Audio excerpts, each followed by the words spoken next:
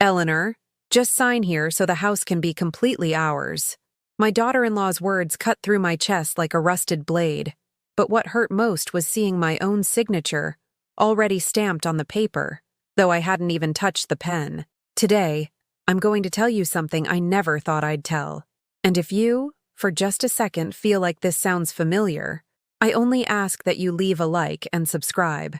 It will help me to keep unburdening myself. It was an April morning in Austin, and the sun was filtering through the windows of my house in Travis Heights, the house I built brick by brick with my late husband, Robert.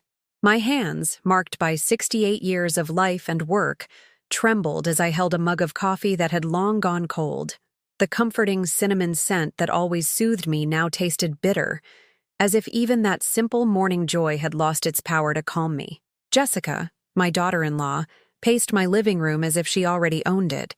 She was wearing a pink silk blouse I'd given her for her birthday, the very same blouse that now seemed to mock my naivete. Her heels clicked against the terracotta tile floor Robert and I had chosen so lovingly 30 years ago, each step a dull thread against my memories.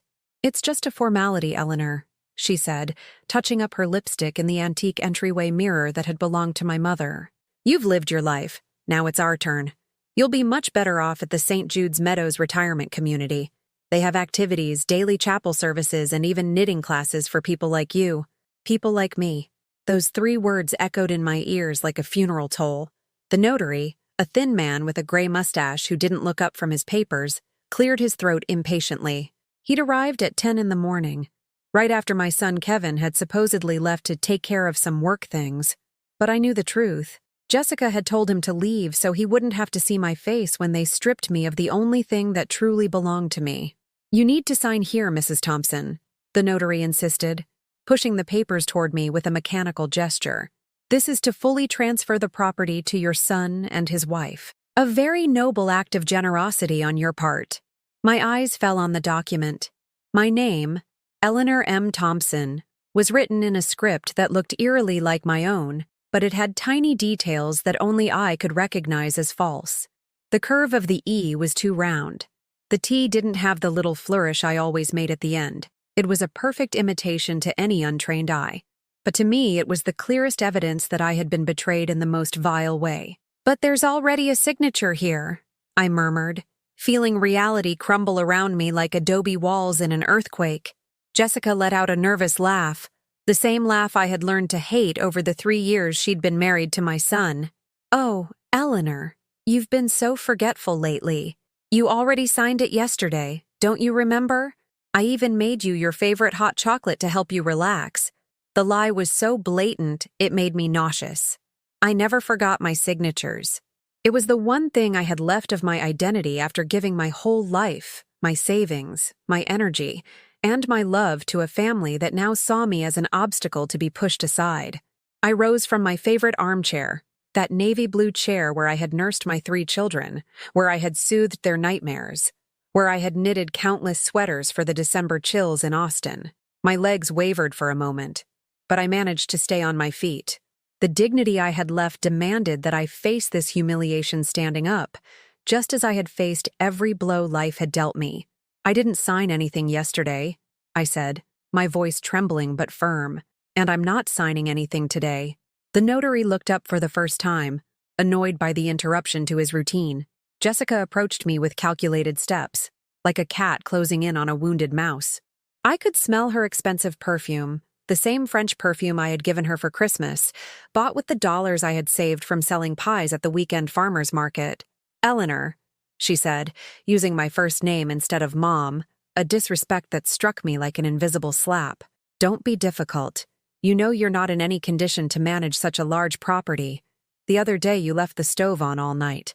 And last week you got lost walking to the 7-Eleven on the corner." Each accusation was a carefully constructed lie. I had never left the stove on. She had moved the knob to make it look like I had. And I hadn't gotten lost going to the 7-Eleven. I had decided to walk slower because my knees were aching, enjoying the fresh air and greeting my lifelong neighbors, the same neighbors who would now witness my humiliation. "Besides," Jessica continued, pulling out her cell phone with a malicious smile, "I have pictures here of all the pills you have stored in your kitchen. Expired medications, loose pills in unlabeled bottles. Dr. Gonzalez told me that's very dangerous for a person your age.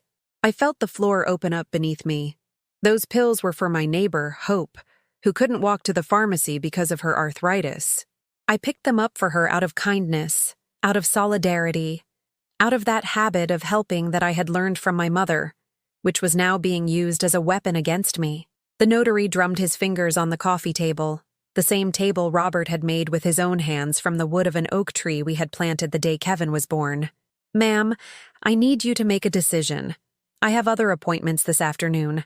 I looked out the window, toward the garden where the roses I planted every February grew, where Robert had built the small bird bath where hummingbirds drank every morning. I saw the purple bougainvillea climbing the patio wall, the same bougainvillea my mother-in-law had taught me to care for when I was a young wife who barely knew how to boil beans. This house was more than 4 walls and a roof. It was the sanctuary we had built with love, the place where I had raised my children, where I had nursed my husband through his final illness, where I had cried and laughed, where I had lived for 40 years of my existence. Every corner held a memory. Every piece of furniture told a story. Every photograph on the walls was a visible piece of my soul, and now they wanted to snatch it away with the cold efficiency of someone canceling a TV subscription. "No," I said finally, my voice sounding stronger than I expected.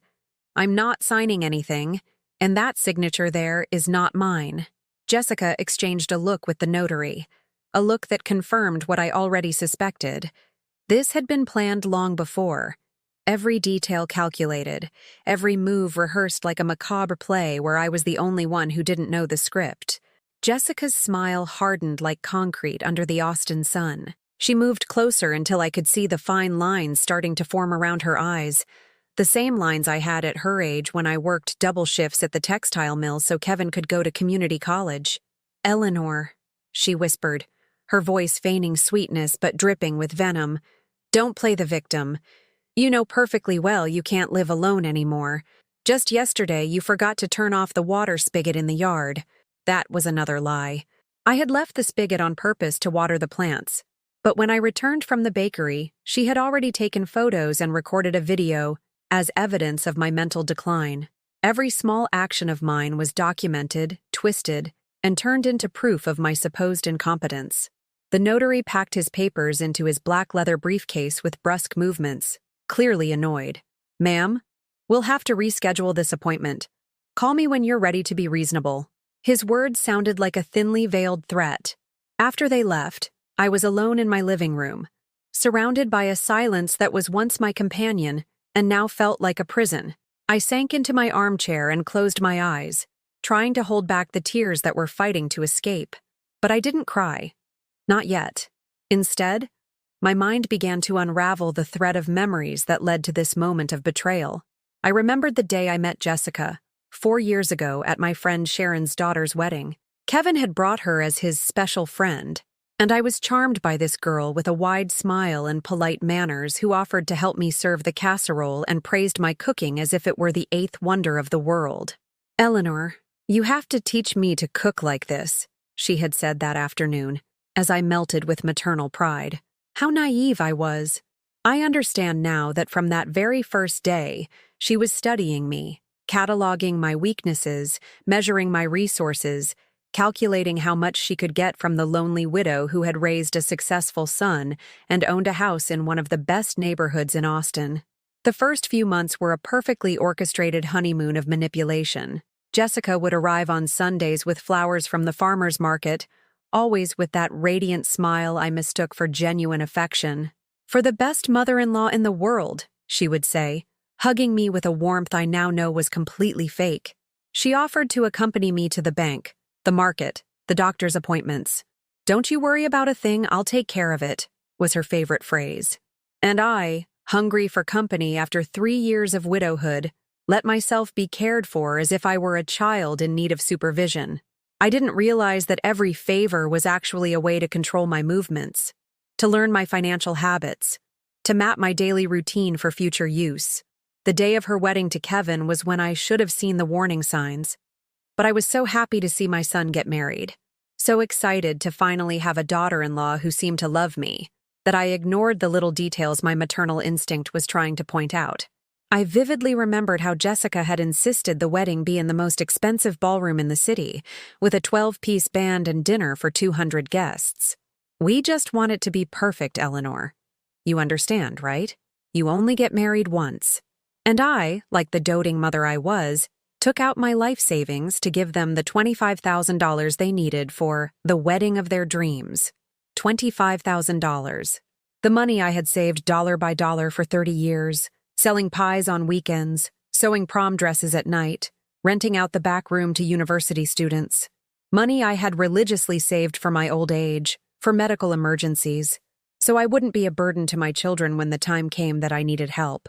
It's an investment in our happiness, Mom, Kevin had said when I handed it to him in a manila envelope that February morning. I promise we'll pay you back as soon as we're on our feet.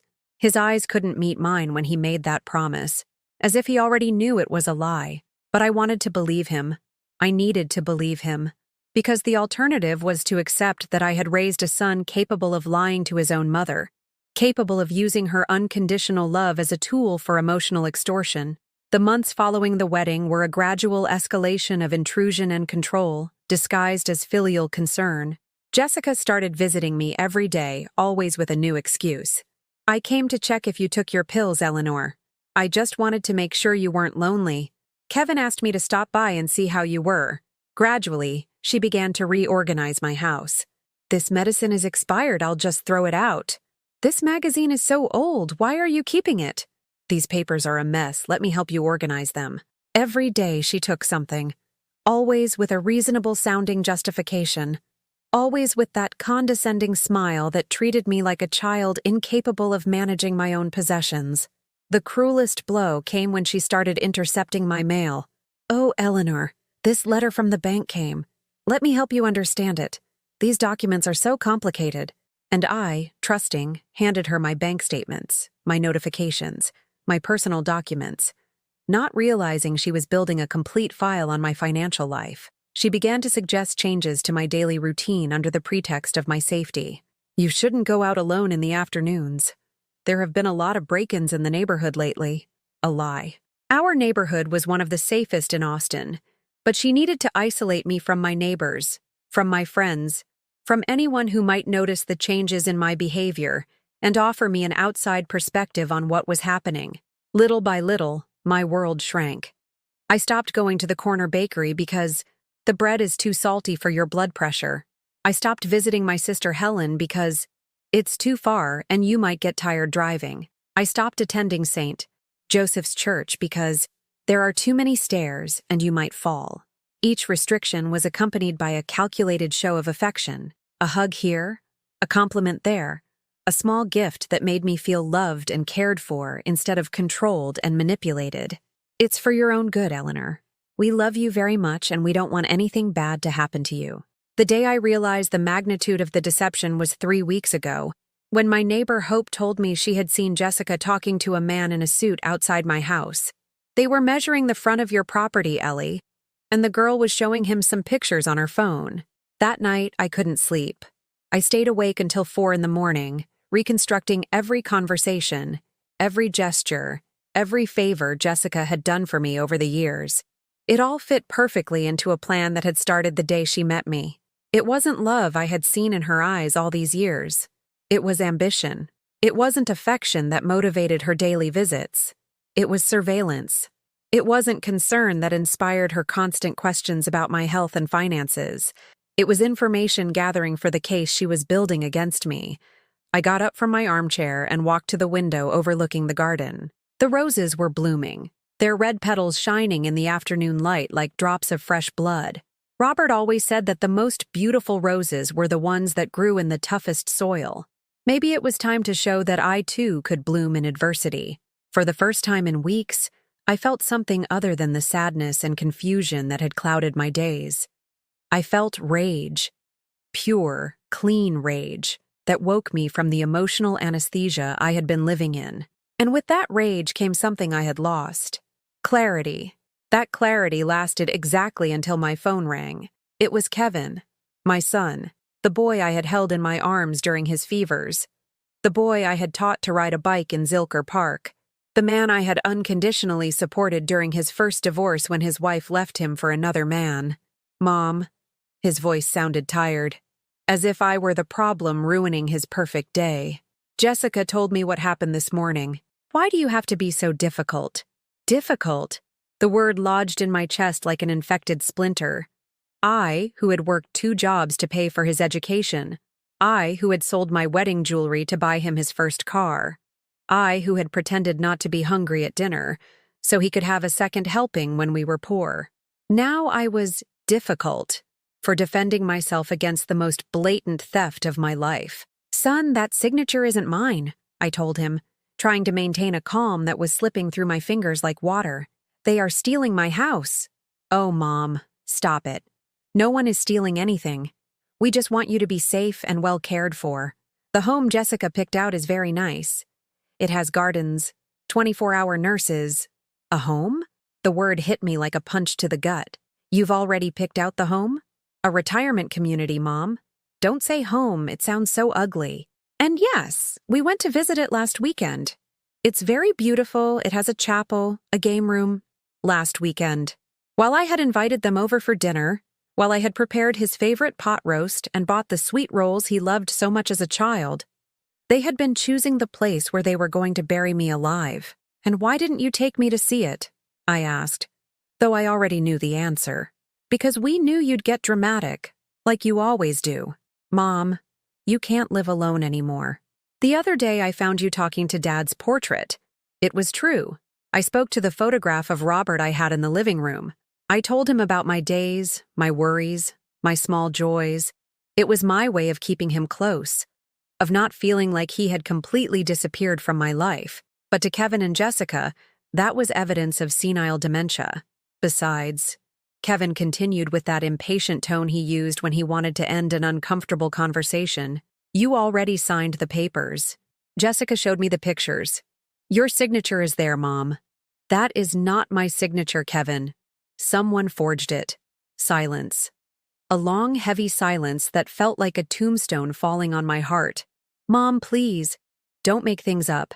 It's already decided. Tomorrow we're coming to pick up your most important things. And you're moving to St. Jude's. They'll take very good care of you there. And if I refuse, you can't refuse, Mom.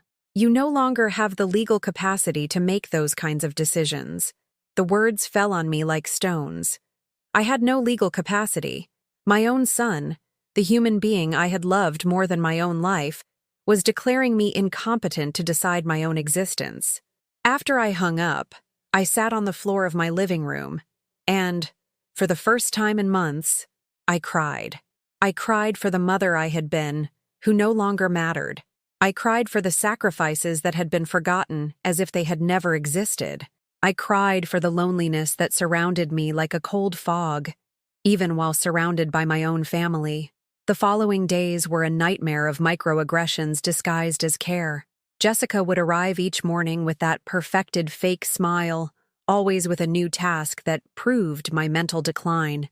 Oh, Eleanor, you left the door unlocked again, she'd say, snapping photos with her phone. A lie. I always locked the door, but she had a copy of my key and would unlock it herself to create her fabricated evidence. Just look at this. You have dirty clothes piled on the bed. Another lie.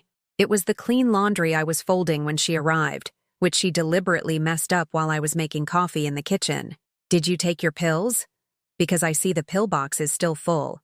The pills she herself had moved to confuse me, mixing the morning ones with the night ones so I'd make a mistake, and she could accuse me of dangerously self-medicating. Every discovery was meticulously documented. Photos, videos, notes in her pink notebook where she wrote down all my supposed mental failings in perfect script. For the doctor, she'd say when she saw me watching her, just to make sure you're getting the right medical attention.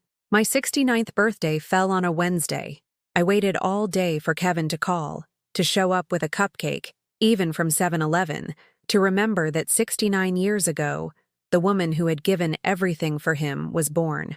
I waited until 11 at night, sitting by the phone, wearing the blue dress Robert had given me on our last anniversary. No one called. No one came. No one remembered. The next day, Jessica arrived with wilted flowers she had probably picked from the park. "Happy belated birthday, Eleanor. We forgot yesterday, but I brought you these lovely flowers." They forgot. As if I were a dental appointment that could be rescheduled. As if my existence was so insignificant it could slip through the cracks of their busy memories without consequence. "How old did you turn?" she asked with that condescending smile that now made me sick. 69, I answered, my voice cracking. "Oh my goodness. You're getting up there. That's why you need us to take better care of you." Getting up there. As if I were a problem child who needed constant supervision. As if my nearly 70 years of experience, of accumulated wisdom, of surviving tragedies she couldn't even imagine, meant nothing more than a number that justified my invalidation. The last straw came on Friday afternoon. I was watering my plants in the garden, the plants I had cared for decades, when I heard voices at the entrance. I peeked through the window and saw Jessica talking to a young couple who were looking at my house with calculating eyes. "It's an excellent property," Jessica was telling the man, who was taking pictures of the facade with his phone. "The location is perfect, the construction is solid, and the price is going to be very competitive because we need to sell quickly." Sell. They were already selling my house.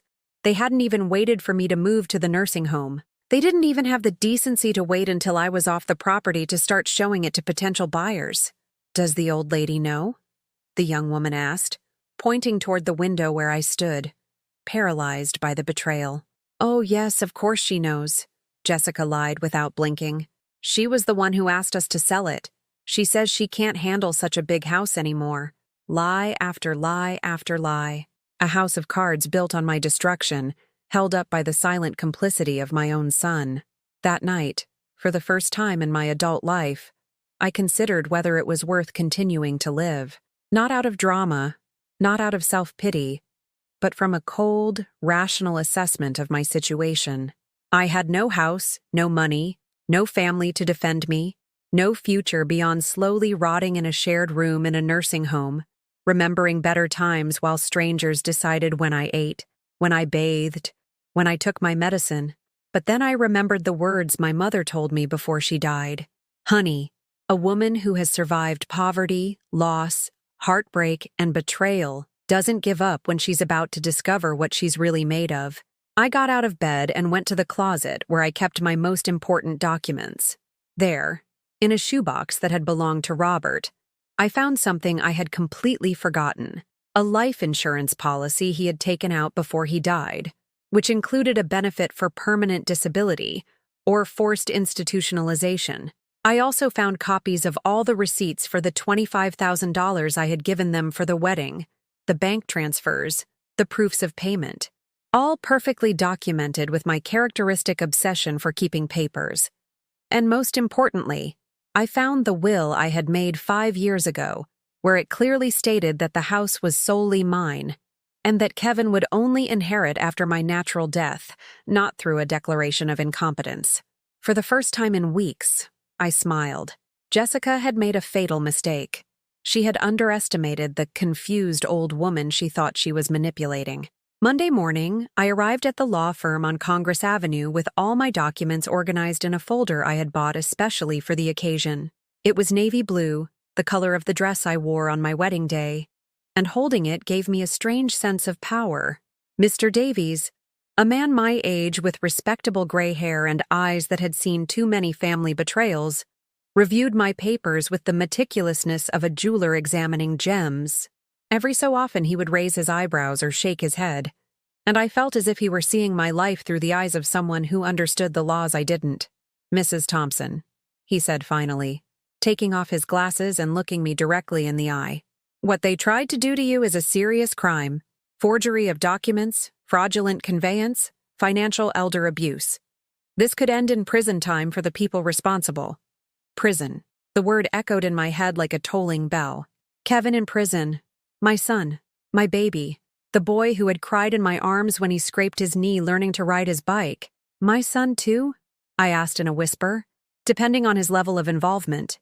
If he was aware of the forgery and actively participated in the plan, yes. If he was just manipulated by his wife, we'd have to investigate further. I left the law office with a mixture of hope and terror, Hope because finally someone was taking me seriously, because my documents were solid, because I had rights I could defend.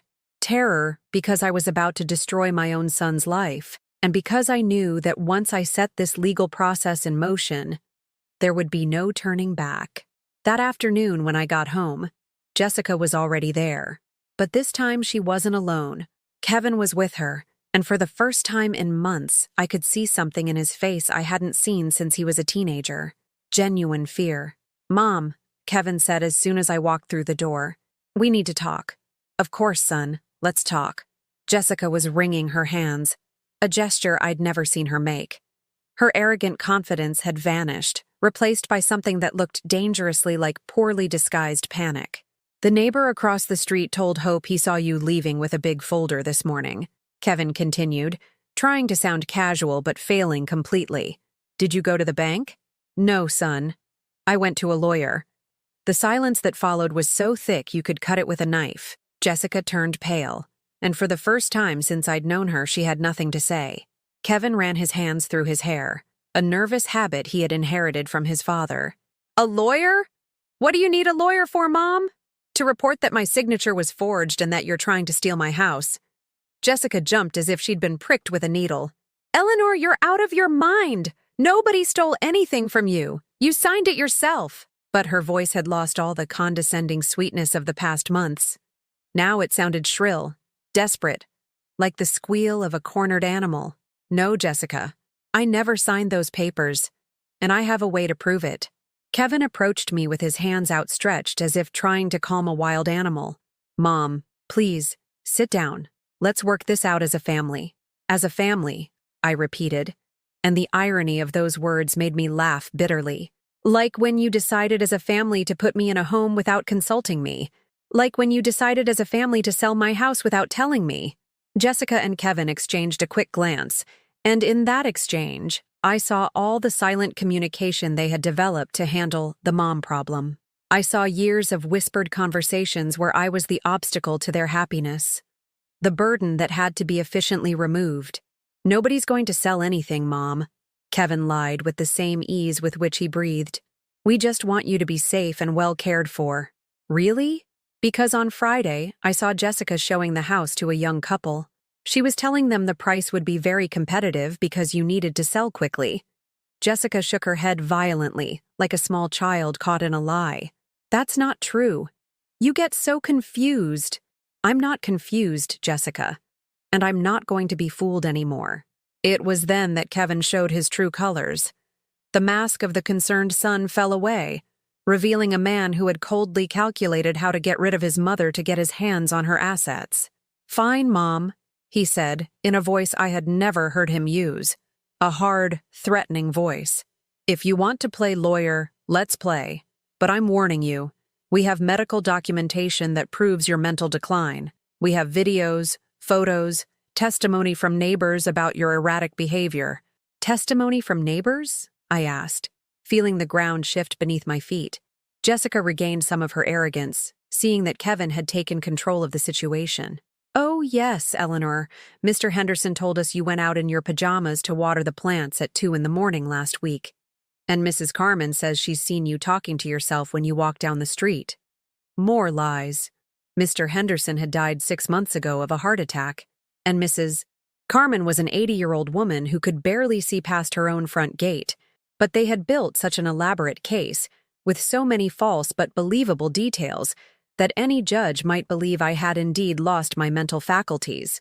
"Besides," Kevin continued, stepping toward me in a way that made me instinctively back away, "any lawyer you hire is going to be very expensive. And what money are you going to pay with? Your bank account has exactly $3,200 in it." How did he know exactly how much I had in my account? The answer hit me like a punch to the stomach. Jessica had access to my bank information. When she was helping me with bank documents, she must have memorized or photographed my details. "Look, Mom," Kevin continued, his voice feigning reason but dripping with menace. "This can be easy, or it can be very hard. The easy way, you accept that you can't live alone anymore. You move to St. Jude's, where they'll take good care of you and we'll take care of maintaining the house. The hard way, You force us to have a judge declare you mentally incompetent, have you committed, and you'll also have to pay legal fees you can't afford. It was pure blackmail. My own son was emotionally extorting me, using my love for him as a weapon against me. Jessica nodded vigorously, her false sweetness returning now that Kevin had shown his teeth. That's right, Eleanor. We love you very much. But if you're going to be difficult, well, what can we do? The law protects families who take care of their elderly. And if I refuse? I asked, though I already knew the answer. Then tomorrow we start the legal process to have you declared incompetent? Kevin replied without blinking. We have all the documentation ready. Medical certificates, testimonies, photographic and video evidence. A judge won't hesitate for 5 minutes to declare you mentally incompetent. They left that night with the threat hanging in the air like a sword of Damocles. Kevin said goodbye with a kiss on my forehead that felt like the kiss of Judas, and Jessica hugged me with that false warmth I now recognized as the embrace of a snake. Think it over, Eleanor, she whispered in my ear as she held me. We'll be back for your answer tomorrow. After they left, I sat in my living room, surrounded by the shadows cast by the furniture in the dim lamplight. My house, which had been my sanctuary for 40 years, now felt like a prison where every familiar object had become a reminder of everything I was about to lose. But there was something they didn't know, something I had discovered that morning during my visit to the lawyer. Mr. Davies had made some calls while I waited and had found out that the medical certificates Kevin mentioned didn't exist. The doctors who had supposedly diagnosed my mental decline had no record of ever seeing me. It was all a fabrication, a castle of lies so perfectly constructed that even I had begun to doubt my own sanity. But lies, no matter how elaborate, always have cracks. And I was about to find every single one of them and use them to destroy the farce they had built around my destruction. I didn't sleep that night.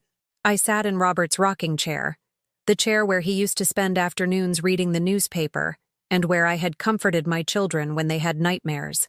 But this time, I wasn't comforting anyone. This time, I was planning the first real battle of my life. At 6 a.m, I called Mr. Davies. His secretary told me he didn't get in until 9, but I explained it was an emergency. 20 minutes later, he called me back from his cell phone. Mrs. Thompson, are you all right? Did something happen? Mr. Davies. They came to threaten me yesterday. They said they're going to start proceedings to have me declared incompetent. Can they do that? They can try, but they would need real medical evidence, not fabricated. And after reviewing your case yesterday, I can assure you that you are completely lucid. Do you want us to proceed with filing the complaint? It was the moment of truth, the moment I had to decide whether to remain a silent victim or become the protagonist of my own life. Yes, Mr. Davies. Proceed. Very well.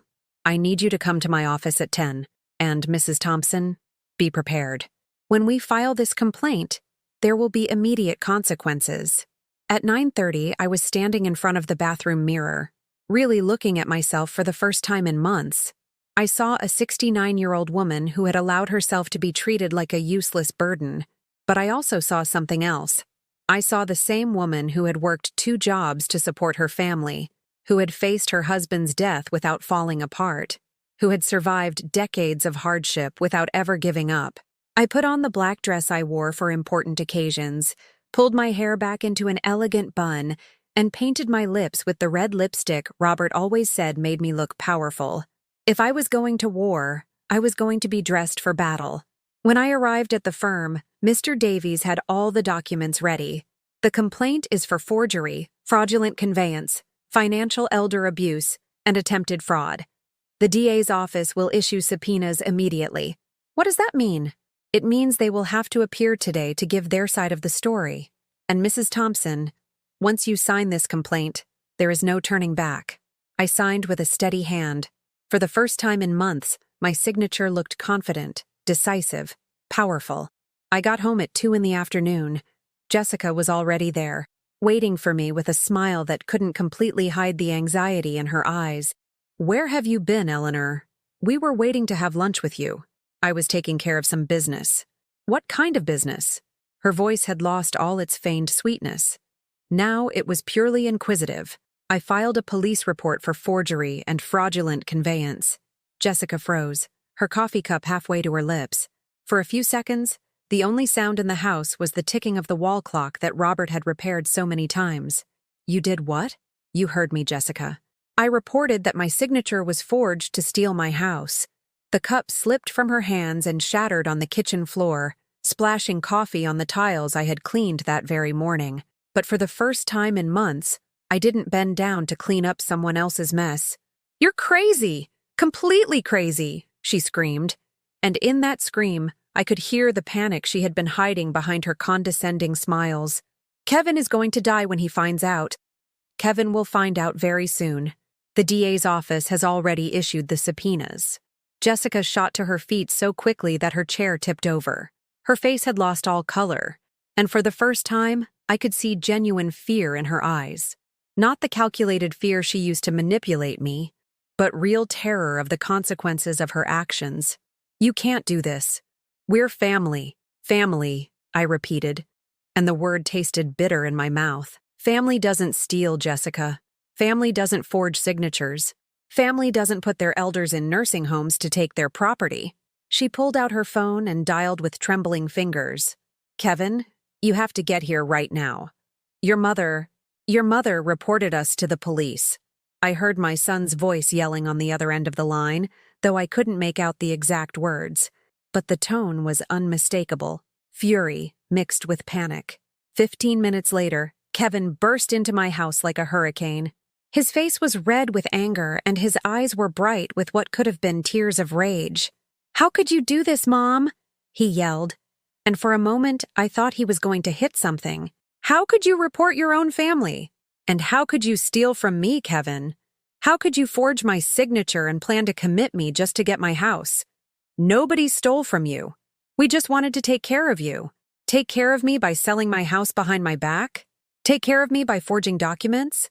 Take care of me by making up stories about my mental health? Kevin collapsed onto the sofa, his head in his hands. For the first time since he arrived, he wasn't yelling. When he looked up, I saw something I hadn't seen in years. My real son, not the manipulated version Jessica had been controlling. Mom, I didn't know about the forged signature. Jessica told me that you had signed it, but then you forgot. Jessica shot him a venomous look. Don't you dare blame me. You wanted the house too. Shut up! Kevin yelled at her, and in that yell, I heard echoes of the boy he used to be. The boy who defended himself when other kids bullied him at school. You told me she had already signed. For the first time since I'd known Jessica, I saw her lose control completely.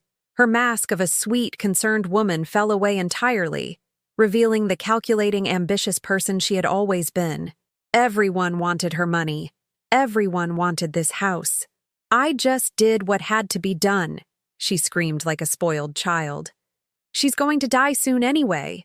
What does she need such a big house for? The silence that followed was deafening. Kevin stared at her as if he were seeing the woman he had married for the first time, and I felt a strange mix of relief and sadness. Relief because the truth was finally out, and sadness because my son had been manipulated by someone who didn't truly love him, who had only used him as a tool to get to my assets. Jessica, I said calmly, I want you to get out of my house. Now. You can't kick me out. I'm your daughter-in-law. Not anymore. And if you don't leave on your own, I'll call the police to have you removed. Jessica looked to Kevin, expecting him to defend her, but his gaze was distant, as if he were processing years of lies and manipulation. When she realized she wasn't going to get any support, she grabbed her purse and walked to the door. This isn't over, she shouted from the doorway. I have rights. I'm your son's wife. We'll see what the judge has to say about your rights, I replied. After she left, Kevin and I were alone for the first time in months. He was still on the sofa, head in his hands, and I was still standing, feeling for the first time in a long time that I was in control of my own life. Mom, he said finally, without looking up, I don't know what to say. Tell me the truth, Kevin. Did you know the signature was fake? No, I swear on Dad's memory, I didn't. Jessica showed me the papers and told me you had signed in the morning, but that you got confused later and forgot you'd done it. And you believed her? Yes. His voice was barely a whisper. Because I wanted to believe her. Because it was easier to think that you were confused than to think that my wife was a thief. And the medical certificates you mentioned yesterday? Jessica told me she had them. I never saw them. And the neighbors' testimonies? I never saw those either. I just believed what she told me. It was painful to hear him admit his gullibility, but it was also liberating. My son wasn't a calculating criminal. He was a man who had been manipulated by a woman who had studied our weaknesses and exploited them with surgical precision. Son, I said, finally sitting in my favorite armchair. We have a lot to talk about. But first I need to know, do you still want me to go to a nursing home? Kevin raised his head and looked me directly in the eyes for the first time in months. No, Mom. I never should have thought that. This is your house. It will always be your house. For the first time in weeks, I felt like I could breathe again. 3 days later, my phone rang at 6 in the morning. It was Jessica, but her voice sounded completely different. She was no longer the sweet, manipulative woman I had known, nor the hysterical creature I had seen the day she left my house. This version of Jessica was cold, calculating, dangerous. Eleanor, we need to talk. We have nothing to talk about, Jessica. Yes, we do, because if you don't drop that complaint, I'm going to destroy your precious Kevin. The metallic quality in her voice sent a chill down my spine. What are you talking about? I have videos of Kevin admitting he knew about the fake signature. I have recordings of him planning how to put you in the home. I have emails where he asks me to speed up the process of selling the house because he needs the money to pay his debts. My world swayed. You're lying. Do you really want to bet on that? Because if those videos get to the DA, your son won't just go to prison for being an accomplice. He'll go for being the mastermind of the whole operation. Kevin told me he didn't know anything. Kevin lies to you, Eleanor. He has always lied to you. Why do you think I married him? For his looks? His personality? I married him because he was the easiest way to get to your money and your house. The words fell on me like hammer blows, each one designed to destroy not only my trust in Kevin, but my trust in my own judgment. You have 24 hours to drop the complaint, Jessica continued in that blood-chilling voice. If you don't, I'm handing over these videos tomorrow, and your son will spend the next 10 years of his life in prison. And if I drop the complaint, then we disappear. I divorce Kevin. He stays with you, and you never hear from me again. But if not, well, I hope you enjoy conjugal visits in the state pen. She hung up before I could reply. I spent the next few hours in a mental agony I wouldn't wish on my worst enemy. What if she was right? What if Kevin had lied? What if his whole repentant act was just another performance, this time to save his own skin? At 2 in the afternoon, when I couldn't take the uncertainty anymore, I called Kevin. Son, I need to see you. Now. What's wrong, Mom? You sound strange. Jessica called me this morning. The silence on the other end was so long I thought the call had dropped. What did she say? He finally asked.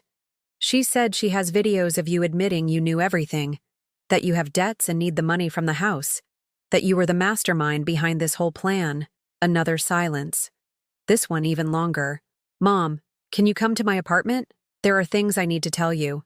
The drive to his apartment felt like the longest journey of my life. Every stoplight was an eternity, every block a mile. My hands trembled on the steering wheel, and for the first time in years, I seriously considered that maybe I was too old to drive.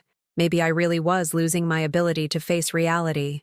Kevin's apartment was a complete mess. There were boxes everywhere, clothes piled on chairs, dirty dishes in the sink.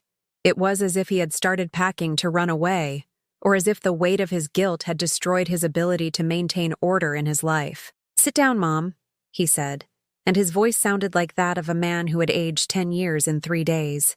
Is it true, what Jessica says? Kevin ran his hands through his hair, that nervous gesture he'd had since he was a boy when he knew he was in trouble. Some of it is true, Mom. I felt as if I'd been hit with a hammer. Which part? I do have debts. A lot of debts. I lost money on stupid investments, online gambling, buying things I didn't need to impress people I don't care about. How much do you owe? $40,000. The number took my breath away.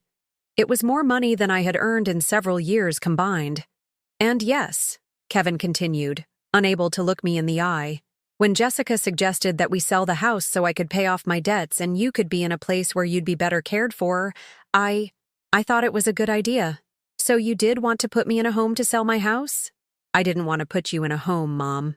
I wanted you to be in a nice, safe place where you wouldn't have to worry about anything while I sorted out my problems. And the fake signature? I didn't know about that. I swear on Dad's memory, I didn't know she had forged your signature. When I saw the papers, I believed you had actually signed. And the videos she says she has? Kevin collapsed into a chair, his head in his hands. She probably recorded me without my knowledge. Jessica always had her phone out, always recording or taking pictures.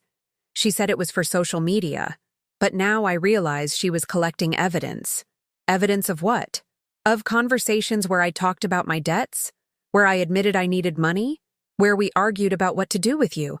But Mom, you have to believe me. I never planned to steal from you. I was just desperate and confused, and she took advantage of that.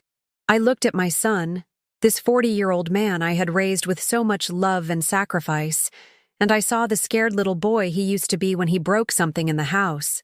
The difference was that what he had broken now was far more important than a plate or a lamp. Kevin, are you telling me the truth? I'm telling you the truth, Mom. The whole truth. I'm an idiot. I'm irresponsible. I'm a bad son.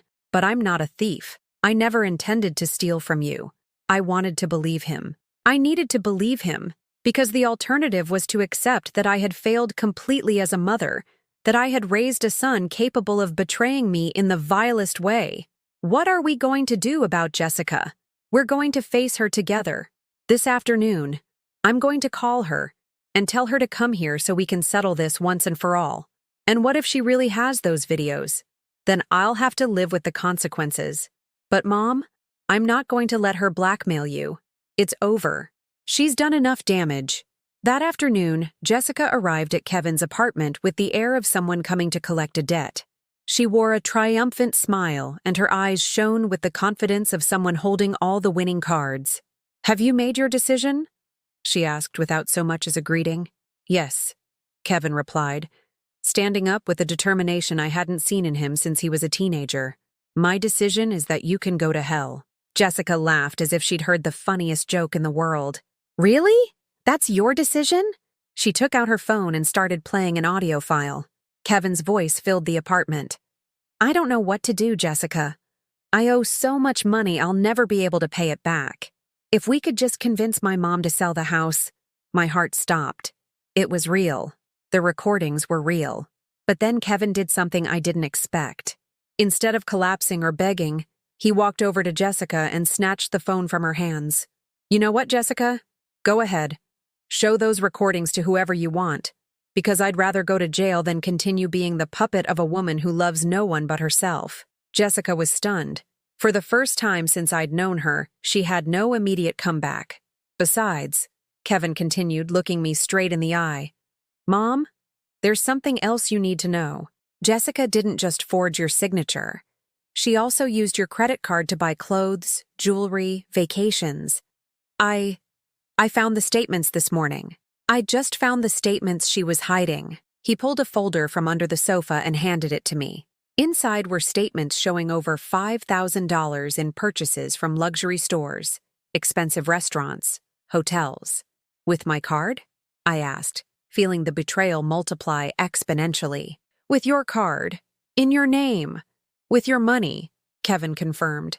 "I found the receipts hidden in her purse yesterday when I was packing her things." All the color had drained from Jessica's face. That's not true. Kevin is setting me up." "A setup?" Kevin let out a bitter laugh. "Jessica, you have receipts signed with my mother's name in your own handwriting. You have selfie videos and expensive restaurants paying with her card. Do you really think anyone is going to believe my 69-year-old mother went on a shopping spree at Neiman Marcus and spent $1,500 on designer clothes?" For the first time since I'd known her, I saw Jessica completely defeated.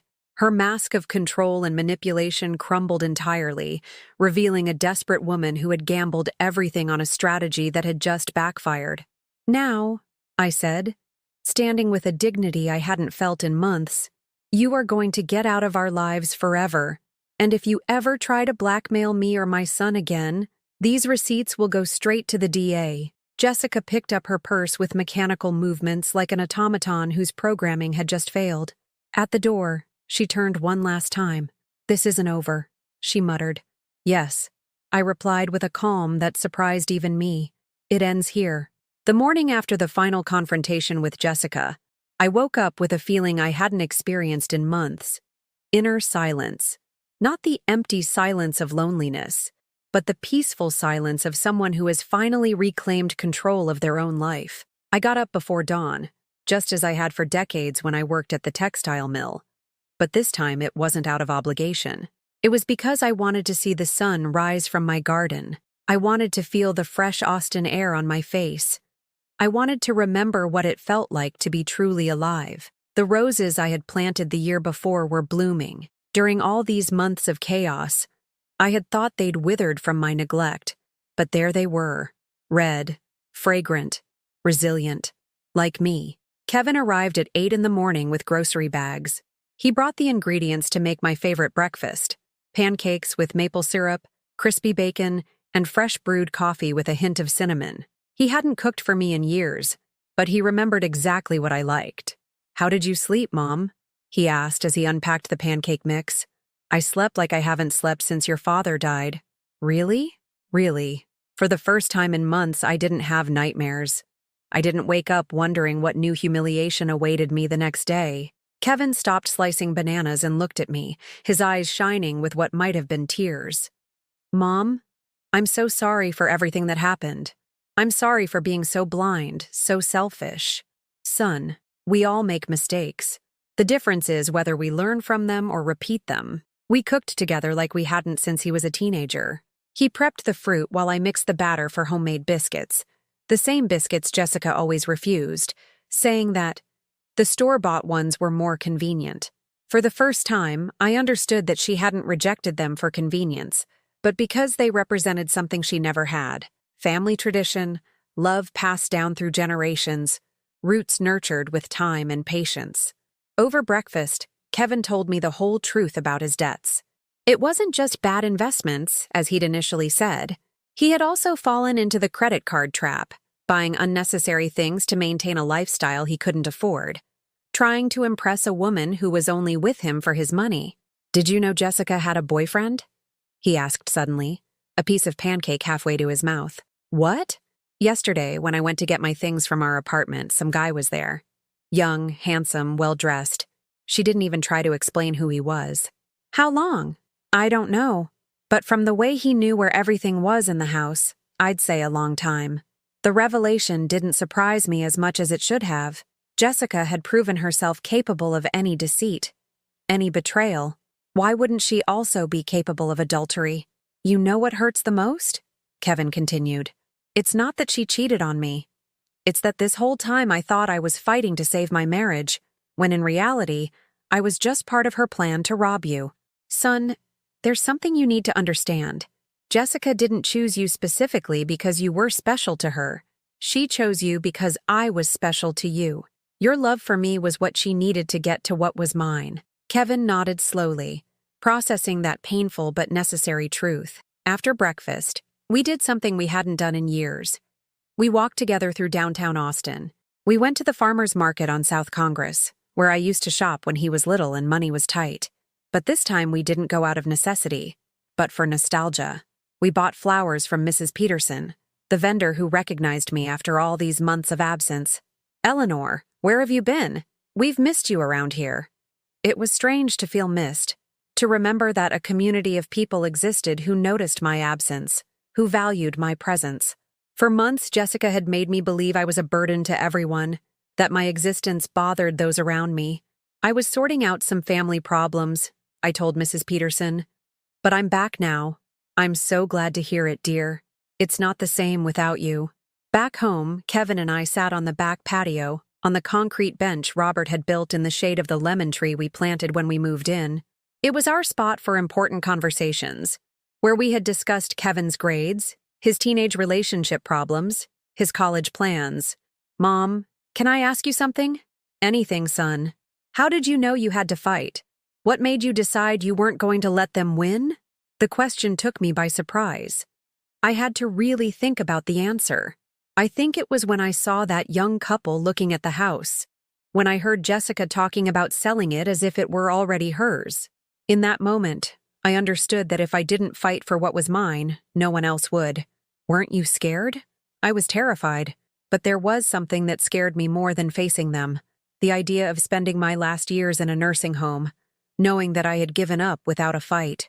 Kevin took my hand, the wrinkled hand that had worked so hard for him, that had comforted him so many times as a child. Mom, I want to do something to make up for all the damage I caused. What do you have in mind? I want to pay you back the $25,000 I took from you for the wedding, with interest. Son, you don't have that kind of money. Not now, but I'll get it. I'll work double shifts, I'll sell my car, I'll do whatever it takes. But I'm going to give you back every dollar I took. Kevin, I don't need you to pay me back. But I need to, Mom. I need to prove to myself that I can be the man you taught me to be. That afternoon, while Kevin washed the lunch dishes, I sat in my rocking chair and took out a new notebook I'd bought at the market. For the first time in decades, I decided to write about my life, not to complain or lament, but to document my victory. Dear Robert, I wrote, addressing the husband I had lost but who remained my most trusted confidant. We won an important battle today. Today I learned that it's never too late to stand up for yourself, never too late to reclaim what is rightfully yours. I wrote for hours, documenting not only the recent events, but also reflecting on all the years before, on the small battles I had lost by not recognizing them as such, on the times I had accepted less respect than I deserved, because I thought that was the right way to be a good mother, wife, woman. As evening fell, Kevin said goodbye with a hug that lasted longer than usual. Mom, can I tell you something? Tell me. I'm proud of you. Prouder than I've ever been of anyone in my life. After he left, I was alone in my house, but for the first time in months, the solitude didn't feel like a punishment. It felt like freedom. It was my solitude, in my house, with my things, under my rules. That night, before going to bed, I did something I hadn't done in years.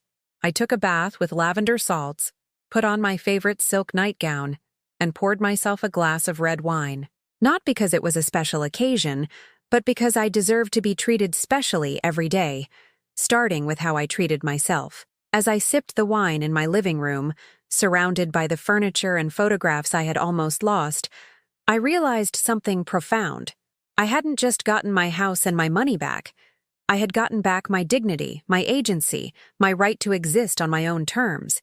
For the first time in months, when I turned off the lights and went to sleep, it wasn't because the day was over and there was nothing left to do. I went to sleep because I was content with the day I had lived and excited for the day to come. 6 months later, I'm sitting in the same garden where I thought I would lose everything, but now the bougainvillea has grown so much it completely covers the back wall. It's an October morning in Austin.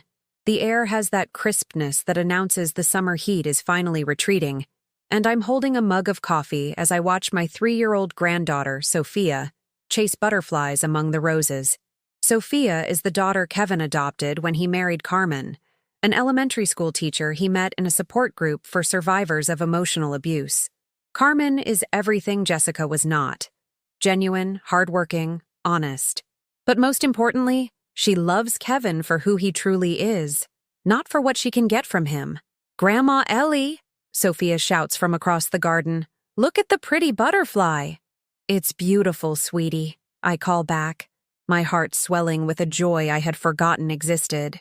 The legal proceedings against Jessica ended 4 months ago. She was found guilty of forgery, fraudulent conveyance, and financial elder abuse.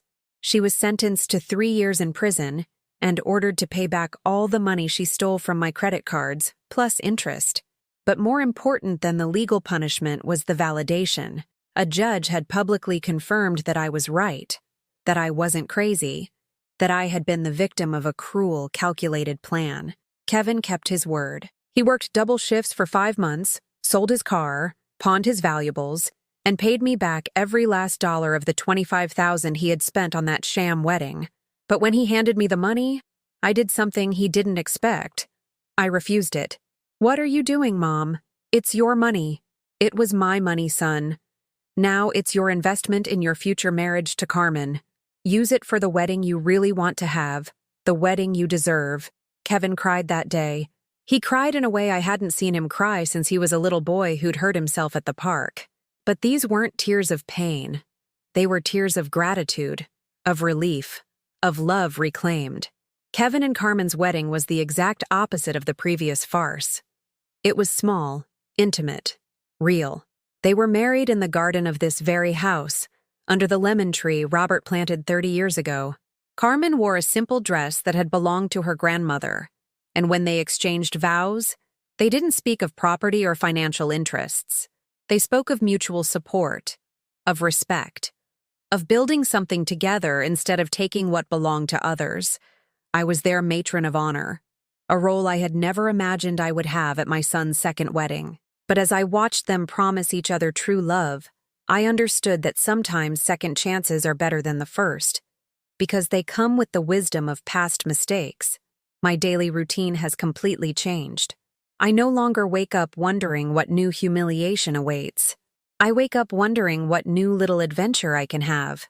Some days it's as simple as trying a new recipe or calling a friend I haven't seen in months. Other days it's more ambitious. I've started taking a painting class at the community center, something I always wanted to do but put off for decades to tend to the needs of others.